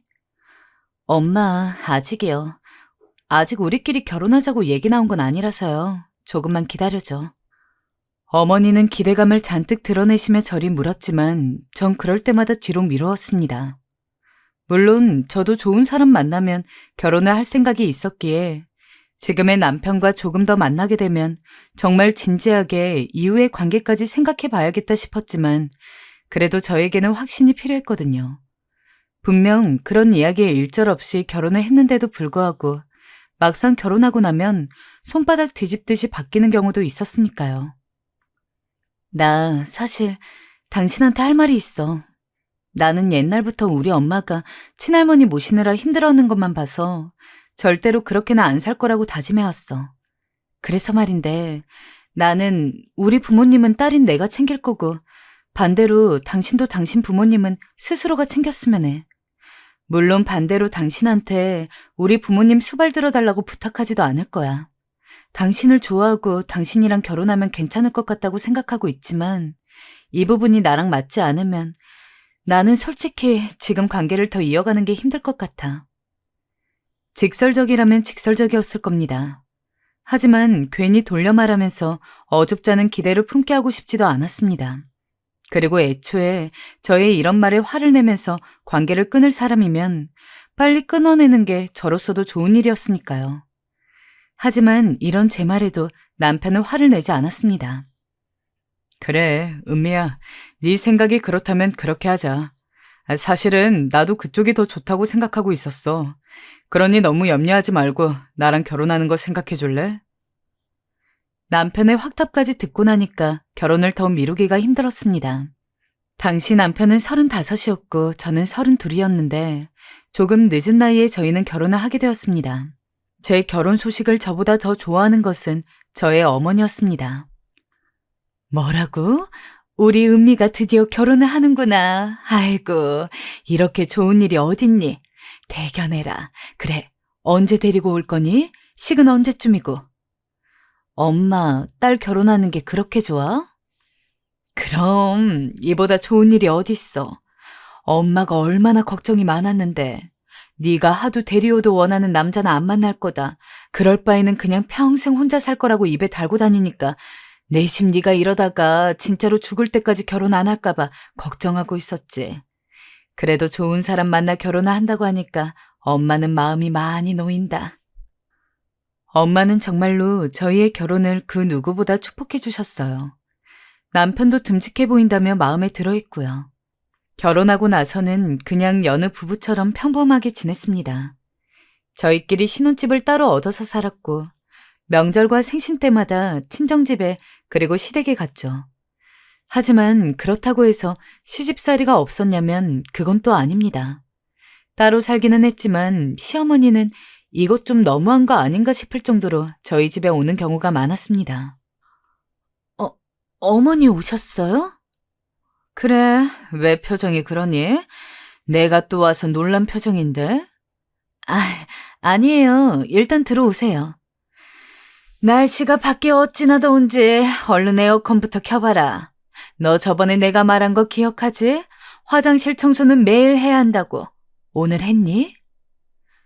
또 시어머니는 약간의 결벽증이 있으셨는데 그걸 그대로 저희 집에도 적용하려 했죠. 그게 아주 큰 문제였습니다. 아이고, 이 창틀 먼지 좀 봐라. 애미야, 너네 이 먼지 다 마시고 살 거니? 이게 폐로 기관지로 들어가면 다 병이 되는 거야. 얼른 걸레 가져와 봐라. 네가 안 하니 나라도 해야지. 시어머니는 걸레를 들고 저희 집 이곳저곳을 쑤시고 다녔습니다. 정말 보기만 해도 스트레스였죠. 그리고 집에 오지 않을 때는 늘 전화를 해서는 우리 아들이 갈비찜 좋아하는 거 알지? 내일은 오랜만에 몸보신 좀 시켜라. 예전에 너 없을 때 집에 갔더니 냉장고가 아주 말이 아니던데 너 우리 아들 식사는 제대로 먹이고 있는 거니? 라며 정말 귀에 못이 박히도록 남편 챙기라는 이야기를 하시더군요. 남편한테 이야기를 해도 효과는 잠깐이었습니다. 좀 연락이 안 온다 싶어서 이제는 더 이상 안 그러시겠지 하고 있으면 또 한 달 정도 지나서 은근슬쩍 집에 오고 저에게 전화를 거는 일들이 다시 늘어났습니다. 정말 엄청 스트레스를 받고 있었는데 그때 예상외로 저를 도와주신 게 바로 시아버지였습니다. 그때가 아마 추석이었을 거예요. 시댁에 가서 전을 부치고 상을 차리고 있는데 시어머니가 다가와서는 또 이것저것 잔소리를 하더군요. 계란물을 이 정도만 무치면 어떡해? 더 듬뿍 묻혀서 부쳐야 맛이 좋지. 동그랑땡은 준비했니? 저번 추석에 네가 만들었던 게 맛이 없어서 혼났다 아주. 그래도 그 정도는 참아 넘기는 게 예의라 생각해서 정말 꾸역꾸역 네 어머님 하면서 받아 넘기고 견뎠습니다. 하지만 제가 아무런 말도 안 하니까 시어머니는 그것에 기세등등해진 건지 밥을 먹으면서도 저한테 계속 잔소리를 하시더라고요. 뭐, 제 요리 실력을 보면 우리 아들이 밥이나 잘 챙겨 먹는지 걱정이 된다느니, 이래서 반찬이면 뭐며 해가지고 가져가는 건데, 아주 한 번 들리면 시어머니를 잡아먹을 듯이 군다느니, 저도 성격이 없는 것도 아니고, 그런 식으로 부당하게 시어머니가 저한테 잔소리하고 뭐라고 하는 걸 더 이상 참아 넘길 수가 없었습니다. 어머님, 죄송한 말씀이지만 저희 집은 제가 알아서 잘하고 있어요. 어머니가 말씀하시는 것도 한두 번이야 조언이라고 생각하고 감사히 받아들이지. 일주일에 두세 번도 넘게 오시고 심지어는 제가 없을 때 와가지고 제 짐도 막 건드리시고 그러는데 아무리 남이 아니라 어머님이라고 해도 그거는 예의가 아닌 것 같아요. 방문을 하실 거면 애초에 남편이랑 저한테 모두 얘기를 해야 되는데 어떤 때는 남편한테만 이야기하고 어떤 때는 말도 없이 오시고 제가 어떻게 안 불편할 수가 있어요? 당연히 혼날 걸 각오하고 던진 말이었습니다. 시어머니는 어리 빠진 듯 어버버하면서 절 손가락질하고 온기 가득했던 밥상 앞이 진짜 한순간에 쎄해지는 기분이 느껴졌죠. 순간 이번만 더 참을 걸 그랬나? 하고 후회가 됐지만 언젠가는 한 번 정도 이야기를 했어야 할 것 같은 말이었기에 일부러 더 당당하게 앉아 있었습니다. 그러던 중 잠깐의 정막을 끊고 시아버지가 말씀하셨죠. 당신 요새 뻔질나게 밖을 들락날락 거린다 했더니 잘 살고 있는 애들 집에 갔다 온 거였어? 내가 그런 것 좀 하지 말랬잖아. 며느리가 얼마나 불편하면 이 자리에서 이런 얘기까지 하겠어. 그리고 뭐 일주일에 두세 번? 아니 거길 당신이 그렇게 많이 갈 이유가 대체 뭐야? 앞으로는 절대 가지 마. 미안하다 아가야. 나한테 들켰으면 내가 진즉하지 말라고 했을 텐데 앞으로 내가 못 가게 단단히 단속하마. 뭐라고요? 당신 지금 내 앞에서 며느리 편드는 거예요? 애가 대체 살림을 어떻게 하고 사는지 당신이 알아요? 창틀에 먼지도 한가득이고 화장실에도 물때가 있고 난 그런 거 못 본다고요. 왜 애들 사는 집을 당신이 신경 써? 당신은 당신 집이나 신경 쓰면 되지. 그리고 저번에 내가 말했잖아. 첫째 며느리한테도 괜히 시집살이 시키지 말라고. 이번엔 이게 둘째로 옮겨간 거야? 허튼 생각하지 말고 앞으로 들락거리는 거 내 눈에 보이기만 해봐. 알았어? 남편에게는 먼저 결혼한 형이 하나 있었는데 알고 보니 남편이 저와 결혼하기 전에는 시어머니가 형네 집에 들락거리며 저한테 하는 것과 똑같이 그쪽 며느리에게 뭐라고 했나 봅니다. 그걸 알게 된 시아버지가 길길이 날뛰어서 시어머니는 더 이상 이전처럼 잔소리를 하거나 시집살이를 시키진 못했는데 마침 제가 남편과 결혼을 했으니 옳다구나 하고 그 모든 것들이 저에게 집중이 된 것이었어요. 시아버지가 음성을 높이니 시어머니는 꿀먹은 벙어리가 돼서 아무 말도 못하고 있었습니다. 아버지, 그 정도만 하세요. 라고 남편이 조용히 이야기를 했으나 시아버지는 오히려 너는 너네 엄마가 그런 줄 알았으면 네 아내 생각해서라도 먼저 나서서 그러지 좀 말라고 해야 되는 거 아니야? 남편이 돼가지고 아내가 의지도 못하겠다. 오히려 너보다는 네 아내가 더 강단이 있어 보이네. 앞으로 또 네 엄마가 그러는데 너 제대로 못 말리면 그때는 내가 가만히 안 있을 줄 알아라. 라며 제 편을 들어줬습니다. 얼마나 어깨가 으쓱거리는지 밥 먹는 내내 기쁨의 웃음 때문에 광대가 올라가서 참느라 죽는 줄 알았습니다. 그에 반해 시어머니와 남편은 잔뜩 풀이 죽은 얼굴이었고요. 식사를 다 하고 상을 치우면서 슬쩍 시아버지에게 다가가 감사하다고 하니까 시아버지는 제 어깨를 툭툭 두드리면서 앞으로 또 이런 일 있으면 그때는 나한테 이야기해라. 내가 다 막아줄 테니까. 라며 다시 한번 위로해 주었습니다. 그나마 시댁 식구들 만나는 게 아주 힘들지 않았던 이유는 전부 시아버지가 있었기 때문입니다. 정말로 시아버지가 아니었으면 시어머니의 그 집착에 가까운 시집살이를 어떻게 견뎠을지. 아마 제 성질을 못 이겨서 결국 남편이랑 이혼하는 것까지 고려해봤을 것 같습니다. 아무튼 그날 이후 시어머니는 절대 이전과 같은 간섭을 제게 하지 않았습니다. 덕분에 저의 결혼 생활은 그 어느 때보다도 평온했죠. 오로지 남편과 저, 그리고 이후 나온 자식만 생각하면 되니까 사는 게 힘들어도 그럭저럭 버틸만 했습니다. 언제는 아버님의 손을 꼭 잡고 이렇게 말씀드린 적도 있죠. 아버님, 감사해요. 제가 아버님 덕분에 많이 편해졌어요. 아시죠? 됐다. 그런 걸 가지고 뭐 고마워하기는. 네 시애미가 좀 유별난 구석이 있긴 해도 마음이 못된 사람은 아니야. 말이 좀 뾰족해서 그렇지. 네가 그런 점들은 너그러이 이해해줘라. 네, 알겠어요, 아버님. 하지만 어느 날 너무도 충격적인 소식을 알게 되었죠. 바로 시아버님이 돌아가셨다는 이야기였습니다. 암으로 투병을 하고 계시긴 했어도 설사 이렇게 빨리 가실 줄은 상상도 못했던 터라 얼마나 가슴이 아프던지 저는 거의 오열을 하다시피 병원으로 향했어요. 우리 아가 잘 살아야 한다. 항상 사랑한다. 알지? 아버님. 아버님은 힘없이 제 손을 잡으시며 저 말 한마디 하시고 세상을 떠나셨어요. 아무리 시부모 간섭 없이 부부끼리의 삶을 추구하는 저일지라도 시아버지가 돌아가셨을 때만큼은 정말 펑펑 울었던 것 같습니다. 20년 넘게 결혼 생활을 지속하면서 때로는 남편보다 더 제 편이 되어주었던 분이 바로 시아버지였으니까요. 너무 갑작스럽게 돌아가신지라 마음의 준비를 할 시간도 없었습니다.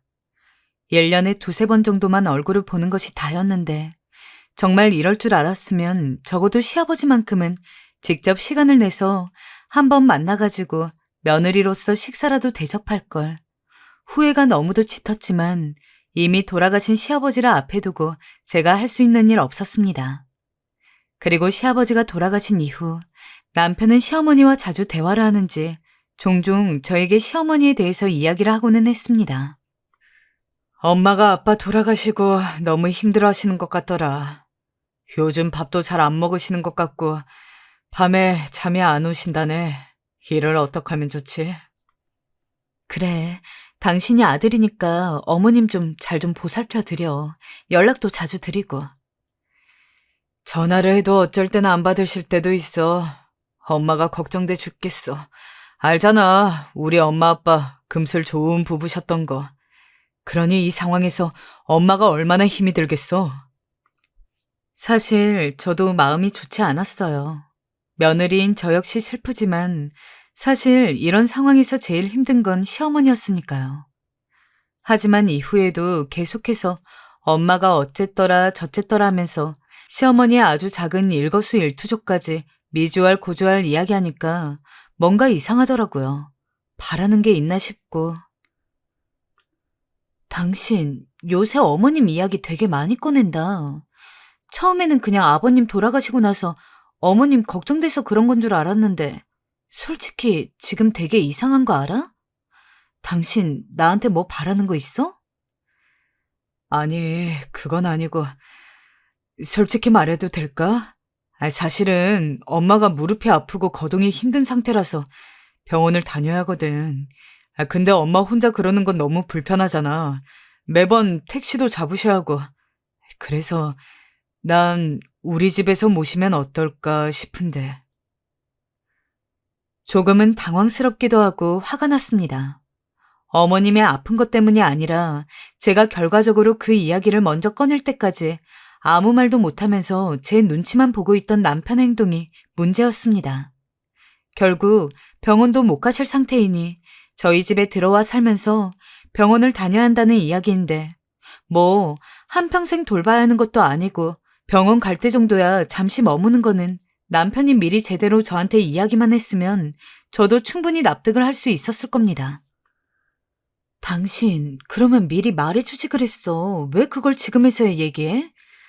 알겠어. 그럼 병원 다니실 때는 오시라고 해. 대신 병원 다니고 나으시면 바로 댁으로 돌아가시는 게 조건이야. 그 조건 지켜줄 거지? 그렇게 할게. 그래도 시아버지가 한번 크게 이야기를 한 이후로 시어머니도 더 이상 저한테 불필요한 연락을 하지 않으셨고 저도 딱 명절이랑 생신 때만 얼굴을 보니까 예전만큼 시어머니가 밉거나 그렇게 힘들지도 않았습니다. 그리고 어차피 병원 갈 때만 잠시 있는 거니 그렇게 오래 계시지도 않을 거라는 생각에 남편한테 흔쾌히 시어머니 모시고 오라고 했습니다. 약 반년 정도 못 본 건데 그 사이에 시어머니는 확실히 많이 아파 보이셨습니다. 걷는 것도 절뚝거려서 저나 남편이 옆에서 부축을 하지 않으면 굉장히 불안했고 계단을 오르내리는 것도 하나 올라가는데 몇 분을 쉬시는지 애초에 몸이 안 좋으시다는 이야기를 전해 듣고서 오시라고 한 거지만 실제로 보니까 제 생각보다 훨씬 더 힘들어 보이셨습니다.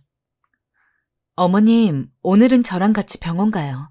어머님, 이거 도가니국인데 무릎에 좋대요. 한 숟갈이라도 떠보세요. 제가 마사지 해드릴 테니 다리 한번 쫙 펴보시겠어요? 네, 그렇게요. 잠시만 이대로 있으세요. 몸도 아프신데 시아버지 돌아가신 것 때문에 많이 힘드실 것 같아서 그래도 이럴 때만큼은 며느리 노릇을 해야겠다 싶어서 제가 먼저 자진해서 어머니를 모시고 병원에 가기도 하고 그랬습니다. 관절염이 심해진 상황이라고 해서 무릎에 좋은 도가니국을 잔뜩 끓여서 드리기도 하고 마사지기며 뭐며 집안에 온통 시어머니에게 좋은 것들만 잔뜩 사두었습니다. 당연히 선의로한 행동이었습니다. 하지만 몇 달 동안 병원을 다니면서 확실히 처음보다 나아진 시어머니는 그 이후로도 차일피일 온갖 이유를 대며 집에 가는 것을 미루더니 이제는 아예 눌러앉으시고 말았습니다. 병원도 안 가고 그냥 집에만 계시더라고요. 어머니한테 집에 와도 된다고 말씀을 드린 건 오래 있지 않을 거라고 생각했기 때문이었습니다. 근데 하는 행동을 보면 오래 있고 짧게 있고의 문제가 아니라 아예 평생 저희랑 이렇게 사실 것처럼 구는데 저는 죽어도 평생 모시고 살 자신 없었거든요. 심지어 시어머니의 행동이 정말 가관이었습니다. 예, 너 잠깐 일로 와봐라. 아휴, 내가 안 하려 했는데 집고를 왜 아직도 이러고 하고 사는 거냐? 넌 몇십 년 집안일 했으면서 아직도 이게 안 되니? 내가 네 시아버지 있을 적엔 어쩔 수 없이 손을 안 댔는데 여기 며칠 있으면서 보니까 아주 집 상태가 아니 개판이다 개판. 이런 개판 5분 전 집구석에서 어찌 사는 게야? 응? 너 어디 할 말 있으면 좀 해봐라. 그리고 어제 보니까 우리 철용이한테 밥 안 차려주고 혼자 차려먹게 하던데 너 원래 나 없을 때도 그러고 살았니? 대체 왜 힘들게 일하고 온 애 밥을 안 차려주고 있는 거야? 어머님, 죄송하지만 저 그때 전화하던 중이었고요. 제가 미리 만들어 놓은 반찬과 국이 있으니까 이 사람이 그 정도는 떠먹고 스스로 차려 먹을 수 있다고 생각해요. 저희 그렇게 살아온 거 맞고요.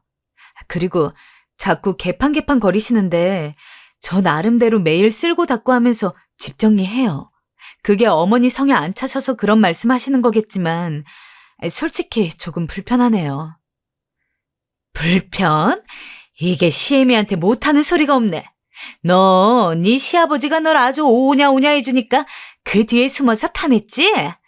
근데 말이다, 나는 너 오냐오냐 해줄 생각 없다. 하나하나 붙어서 집안일 명령하고 지시하는 것도 모자라 막말을 퍼부어대는데 정말 사람을 미치게 할 노릇이더라고요. 전 당연히 남편한테 가서 이야기했습니다. 여보, 어머님이 돌아가실 생각 안 하는데 당신이 한번 이야기해봐. 난 더 이상 같이 못 살아. 엄마가 얼마나 외롭고 쓸쓸하면 그러겠어. 난 우리 엄마 마음 다 이해돼. 여기라도 있어야 사람 사는 온기 느껴지고 편안하니까 저러시는 거야. 솔직히 엄마가 여기 살아도 당신 크게 불편하게 하는 거 없으니까 그냥 있게 해주면 어때? 우리가 자식된 도리로서 아픈 엄마한테 먼저 가라고 하는 건 너무 매정하잖아. 집에서 시어머니 밥 차려주고 빨래하고 청소하는 거 하나도 안 도와준 양반이 아주 입이 트여 있다고 말은 잘하더군요. 어처구니가 없어서 콧방귀를 한번 뀌었습니다. 말 같지도 않은 소리 하지 마. 어머님 여기 오라고 했던 거 어머님이 병원만 한두 달 다니다가 다시 사시던 곳으로 돌아갈 거라고 생각했기 때문이야. 당신, 내가 처음에 결혼할 때 그랬지. 나는 절대 시부모님 못 모시고 산다고. 당신이 정 어머님이 걱정이 되고 같이 있고 싶으면 이 집 나가서 당신이 어머님이랑 둘이 살다가 원할 때 들어와. 그거는 내가 이해해 줄 수 있으니까. 아니면 요즘 요양은 잘 되어 있으니까 그쪽을 알아보던지. 막상 제가 그렇게 이야기하니까 말문이 탁 막히는지 우물쭈물하던 남편이 그게 말이 되는 소리냐며 항변했지만 저는 절대 안 된다고 딱 잘라 말했습니다. 남편이 아무리 애걸복걸해도 넘어가지 않았죠. 친구한테 이 이야기를 했는데 한 친구는 제가 똑부러지다고 그러는데 한 친구는 그래도 가족이 됐는데 너무 매정하다고 그러더라고요. 내심 그 말을 듣고 나니 정말 세상 제일 나쁜 며느리가 된 것 같아 억울하고 그랬어요. 결국 남편이 말해 어머님이 다시 집으로 돌아가셨는데 남편이 시위라도 하는지 그 이후로 맨날 술만 먹고 들어오기 시작했어요. 넌 참 매정하고 이기적이다. 어떻게 우리 엄마를 집에 그대로 보낼 생각을 하냐? 네가 우리 엄마를 버린 거야. 너 우리 엄마 거기서 고독사라도 하면 어쩔래? 너가 책임질래? 당신 똑바로 이야기해. 난 애초에 당신이 그렇게 어머님 모시고 싶으면 여기 나가서 어머님이랑 살다 와도 된다고 말까지 했어. 근데 무슨 내가 어머님을 버려? 어머님은 당신 부모야. 내 부모 아니고. 내가 모셔야 할 부모님은 따로 계셔. 그렇게 효도하고 싶으면 당신이 해야지. 왜 나한테 그래? 그러니까 네가 이기적이라는 거야. 우리 엄마가 그래도 너 며느리랍시고 가끔 저녁 해주고 그런 건 기억도 안 나지? 넌 아마 바늘로 찔러도 피 한 방울 안 나올 거다. 내가 어떻게 너 같은 여자랑 같이 사는지 속 답답해. 남편도 어지간히 취했는지 제게 꽥꽥 소리를 지르더군요. 이렇게 정냄이 없는 인간일 줄 몰랐다면서 그 말에 기가 차서 이야기했습니다. 그래, 그럼 이참에 갈라서자. 뭐? 나 같은 여자랑 못 살겠다며. 그럼 갈라서자고. 이젠 아주 협박을 하네. 당신 잘 생각해봐. 만약에 우리 엄마 아프면 당신이 집안일, 빨래, 청소, 요리 다 하고 우리 엄마 모시고 맨날 병원 가고 그럴 거야? 돌아가시는 그 순간까지? 당신이 만약 정말로 그럴 자신 있으면 어머님 다시 모시고 와. 그러면 나도 받아들일게. 뭐? 장모님은 내가? 내가 왜? 장인어른이 계시잖아. 기막혀. 그러니까 우리 엄만 그렇게 모실 자신 없고 난 당신 어머니 모시라는 거지? 더 이상 당신이랑 할 말 없고 내 입장은 똑같아. 싫으면 당신 말대로 갈라서. 참 꿀먹은 벙어리처럼 아무 말도 못하는 남편의 모습을 보니 한숨만 절로 나왔습니다. 대리 효도는 안 시킬 것 같아서 결혼했더니 이건 뭐 사기 결혼도 아니고. 그런데 기막힌 건 다시 시어머니가 오셨다는 거예요. 저한테 전화를 하셔선 갑자기 큰 가방 몇 개를 가지고 집에 들어오시더군요. 어머니, 어쩐 일이세요? 이 가방은 또 뭐고요? 뭐긴 뭐야. 니네 집에서 살 거니 몇 개 짐 좀 챙겨온 거지. 네? 너 설마 내가 나간 거 정말 아예 나간 거라 생각한 거니? 아니 나는 그럴 생각 없다. 난 니네랑 살 거야. 그때 내가 간 건 짐 정리하러 간 거다 얘. 나 좀 더우니까 물부터 일단 떠와봐라. 내 짐 정리도 좀 하고. 기가 차 한숨이 흘러나왔어요. 그리고 이젠 안 되겠다 싶어 솔직하게 말씀드렸습니다. 어머님, 저 어머님이랑 못 살아요. 왜? 못 산다니? 그게 무슨 말이냐?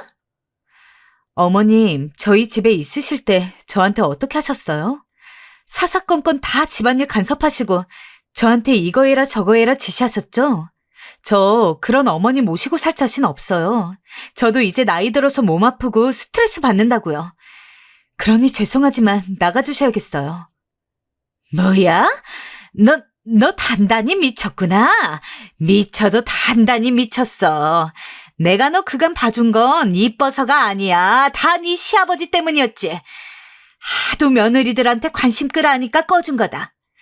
근데 대체 네 시아버지도 없는 마당에 뭘 믿고 그러는 거냐? 너 어디 감히 시애미한테 말을 그따위로 해? 너 이러는 거 사돈도 아시니? 결국 그날의 싸움은 점점 더 커졌고 시어머니는 그 사이 제 집으로 들어와 아이 방 한 칸을 차지하고 나오질 않으셨어요. 그리고 그날 밤 남편이 들어왔을 때 시어머니가 쪼르르 나와선 남편 다리를 붙잡고 엉엉 울었습니다. 나 정말 속상해 죽겠다. 이래서 늙으면 죽어야 하나 보다. 죽어야 해. 네? 엄마, 진정하고 말씀해봐요. 무슨 일이에요? 여보, 우리 엄마 왜 이래? 글쎄 얘가 나한테 뭐라 하는지 아니? 나 못 모시고 산댄다. 나 같은 시어머니 트세다고 기세다고 죽어도 못 모시고 산대. 내가 뭐 그리 몹쓸 짓을 했니? 지난 몇십 년간 니들이 필요한 거 다 해주고 베푼 죄밖에 없는데 아이고. 말도 안 나오더군요. 거진 눈물 흘려가며 남편 붙잡고 저러시는데 무슨 연극 보는 줄 알았습니다. 전 더 그 꼴 보기 싫어 그냥 밖으로 나가버리려 했어요. 근데 그때 갑자기 남편 눈빛이 돌변하더니 절 콱 붙잡더라고요. 어디가 당신? 우리 엄마한테 저렇게 말한 거 사실이야? 사실이냐고? 남편은 악에 바친 듯한 얼굴로 제게 소리를 질러댔고 순간 그 모습이 우습게 느껴지기까지 했어요. 사실이면 어쩔래? 근데 제 말이 끝나자마자 갑자기 볼이 확 달아오르더군요. 네, 바로 남편이 제 얼굴에 손을 댄 겁니다. 저도 놀라고 시어머니도 놀라고 남편마저 자신이 순간적으로 저지른 행동에 놀란 듯 했습니다. 이게 도대체 무슨 일인지. 결혼 생활 내내 말싸움은 있었지만 이런 식으로 절 때린 건 처음 있는 일이었어요. 순간 맞은 것에 대한 고통보다 분노와 모멸감이 먼저 차오르기 시작했어요. 내 앞에 있는 이 인간을 용서할 수 없겠더라고요. 전 곧바로 남편의 머리채를 붙잡았고 미친 듯이 뒤흔들었습니다. 시어머니는 또 자기 자식 머리채 잡히는 게 싫었는지 제 손을 입으로 물고 손으로 때리고 난장판도 이런 난장판이 없었죠. 그날 이후 전 남편과 냉전을 겪었어요. 서로 필요한 이야기는 했지만 예전처럼 쉬는 날에 같이 붙어 앉아서 떠든다거나 그런 일은 한 번도 없었어요. 남편은 제게 용서를 빌었지만 전 넘어가지지 않더라고요. 시어머니로부터 시작된 갈등이긴 했지만 제 얼굴에 손댄 건 도저히 넘어갈 수가 없었어요. 다음에 이런 일이 또 없을 거란 보장도 없고요. 하지만 저 역시 막상 이혼을 하자니 마음이 캄캄한 건 어쩔 수 없더군요. 여보, 다시 생각해보자. 응? 나 이제부터 당신 얼굴에 손대고 그럴 일 없을 거야. 맹세해. 이런 남편의 말을 그대로 들어주고 싶기도 했고요. 그런데 여기서 결정적으로 시어머니가 등장하시더군요. 시어머니는 이 모든 일을 겪고 제가 이혼 생각을 한다고 하니까 불현듯 제 방문을 열고 들어오시더니 예, 너 우리 아들이랑 이혼한다며? 그래, 잘 생각했다. 나도 우리 아들이 너무 고생하는 것 같아서 언제고 내가 니네 둘 갈라서게 하려 했는데 네가 그리 해주니 고맙구나. 이왕이면 얼른 이혼하고 따로 떨어져 살아라. 기생충같이 우리 집안에 들어와 남편 등골만 휘게 만드는 여잔 차라리 없는 게 나으니까. 마지막 말은 정말 말 그대로 충격적이었습니다. 표독스러운 얼굴에 독이 잔뜩 올라 저렇게 말하시는 시어머니. 여러분은 두고 보실 수 있나요? 전 그러지 못했습니다. 그냥 서둘러 하루빨리 인연 끊어야겠다는 생각이 들더군요. 더군다나 남편은 시어머니가 제게 이런 말을 한 걸 알면서도 시어머니 편을 들 뿐 제게 사과조차 하지 않았습니다. 그런 남편의 태도에 너무 실망해 결국 이혼을 결정했고 지금 남편과 이혼하고 혼자 살고 있습니다. 그런데 며칠 전 시어머니에게서 연락이 한 통 왔더라고요. 기가 막혀 여러분들에게 좀 알려드리고 합니다. 며느라, 내가 잘못했다. 나 병원도 다시 다녀야 하는데 같이 가줄 사람이 없구나. 내가 늙은 나이에 그만 너한테 못할 말, 해서는 안 될 말 다 해버렸다. 미안하다. 날 용서하고 다시 집에 들어와 줄 순 없겠니? 언뜻 보면 사과 문자인 듯하지만 그냥 결국 병원 같이 가줄 사람이 필요해 저한테 연락하신 거였어요. 전 바로 거기에 답장해드렸어요. 저 이제 어머니 며느리 아닙니다. 다른 곳에서 사람 찾으세요. 라고요. 아마도 전 남편이 제대로 어머니를 돌보지 않은 모양입니다. 자기 엄마 하면서 끔찍하게 생각하더니 모시는 건 왜 안 모시는 건지 웃기더라고요. 아무튼 여러분, 전 아픈 시어머니 버린 쓰레기지만 그래도 행복합니다. 마음이 우선 편하고 숨 쉬며 사는 것 같거든요. 여러분께서도 지나치게 시어머니 눈치 보시지 마시고 할 말 다 하며 사시기 바랍니다. 무엇보다 우리 며느리들 정신건강이 최고 아니겠어요? 지금까지 사연 들어주셔서 감사합니다.